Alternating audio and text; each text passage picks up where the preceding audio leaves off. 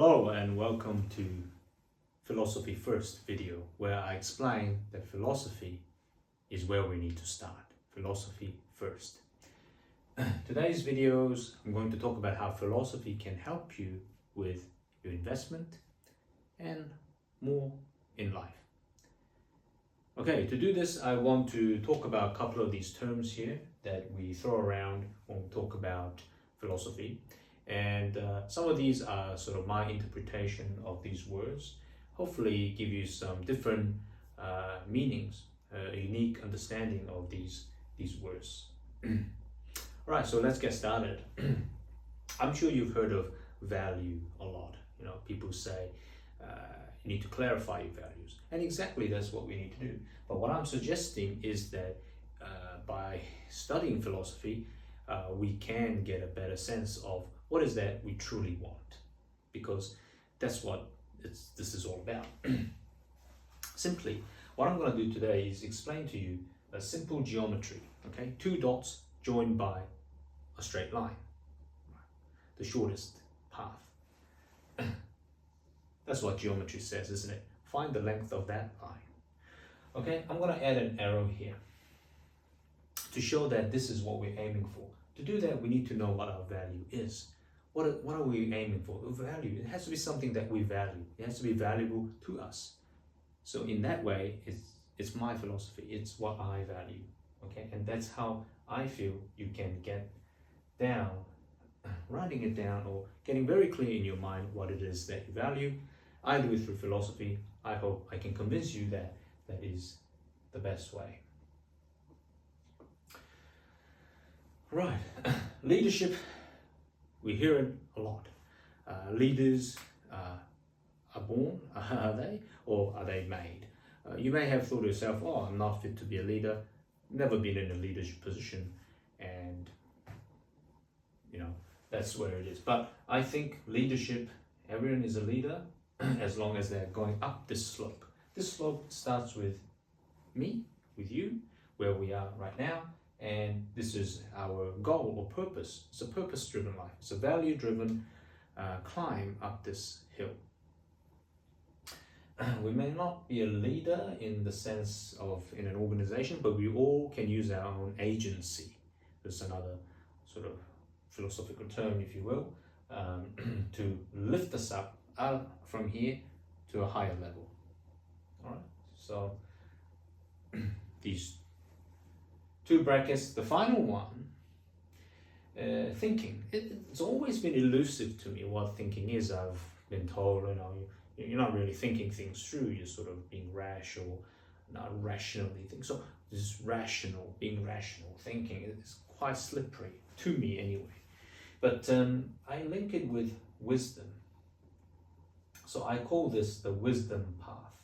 This straight line, joining two dots, is the wisdom path, I call it. And to me, wisdom is lots of knowledge that you need to have, and you're applying it to this situation at the right time, in the right kind of way.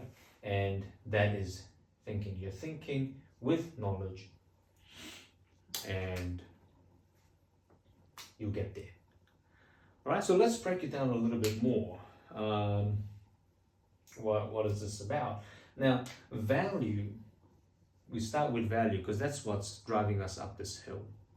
But to me, a lot of the times we don't teach values, especially to our young people in school. As a school science teacher, I know that a lot of what I teach is value-free, like facts and just explanations of how things work.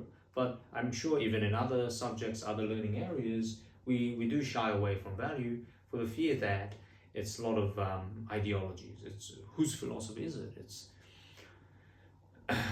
you know, fear of indoctrinating our young people because they kind of listen to the teacher. You know, they don't really have the capacity to think for themselves. And here's a teacher telling them this is, you know, how it is. So that's why we sort of shy away from values. But I think we do need to get back to teaching values because science is good. And we are scientifically trained, we are scientifically minded people. However, we know that science cannot solve all of life problems. So philosophy is about life lived well. So, who's to say? Well, it's up to you. So we need to start teaching philosophy, teaching about values, and they need to figure out what Northern Star or who to follow initially, but as they grow, they will kind of develop their own philosophy. Because if you keep following other people's value, you'll be a slave. And the whole idea around agency is that we are the ones serving our own values.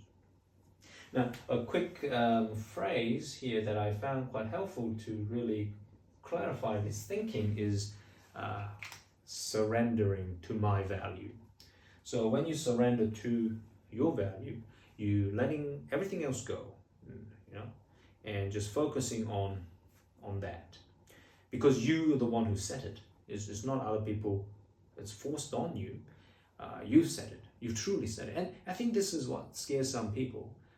Some people think that they're following a value that is quite dear to their heart, but when you really philosophically boil down to it, it's still someone else's.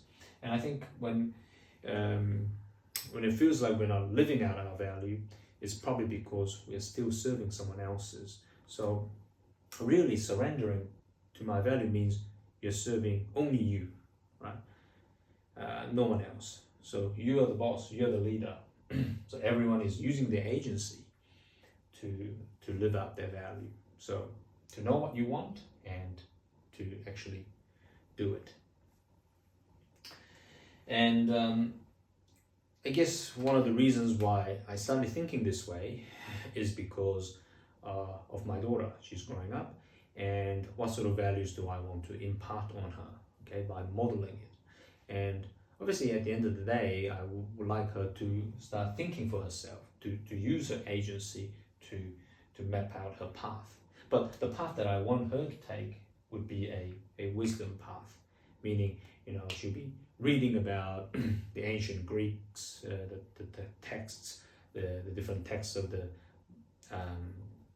Confucian or Buddhist texts, to really get the knowledge of what these old wise people have said, and not to adopt it and just saying, I have to live out this way, but kind of thinking, okay, the shortest path may not be the easiest path, but I am surrendering to my value, and therefore I will take it. So even though we are sometimes panicky and stressed and cannot think clearly and cannot think for ourselves in that situation, what we need to do is start using our agency and being pulled by our values to really start thinking on our own. So that is the whole idea around this geometry, which comes from Plato, who wrote Meno, and there's a story about how Socrates was teaching a boy about geometry.